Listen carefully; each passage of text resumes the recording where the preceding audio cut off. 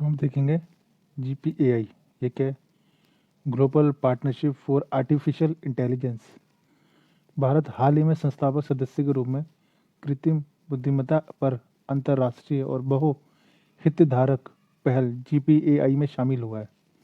ये बहु हितधारक अंतर्राष्ट्रीय साझेदारी, जिम्मेदार और मानव केंद्रित विकास तथा कृत्रिम बुद्धिमत्ता के उपयोग को बढ़ावा देगा।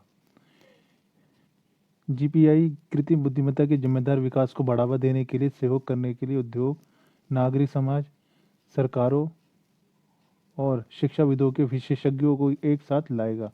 मतलब सबको इंटीग्रेट करेगा, सबको आपस में जोड़ेगा।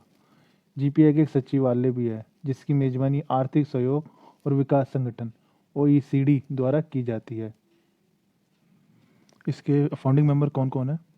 इसके फाउंडिंग मेंबर है Australia, Canada, European union, France, Germany, India, Italy, Japan, Korea, Mexico, New Zealand, Singapore, Slovenia, UK और USA।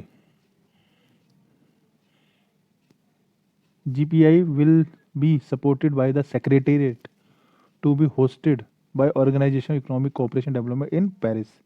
पेरिस में OECD का हेडक्वार्टर है। इसका सेक्रेटेरिएट भी कहाँ पे होगा? पेरिस में ही होगा और OECD होस्ट करेगा। As well as by 2 centres of expertise. इसके अलावा 2 सेंटर भी होंगे एक्सपर्टीज के। एक तो होंगे मॉन्ट्रियल में, मॉन्ट्रियल का है कनाडा में, और दूसरा है पेरिस, फ्रांस में। इसके अलावा OECD will also be permanent observer to the GPAI's governing bodies. इसके अलावा OECD गवर्निंग बॉडीज और GPAI उसका परमानेंट ऑब्जर्वर भी होगा।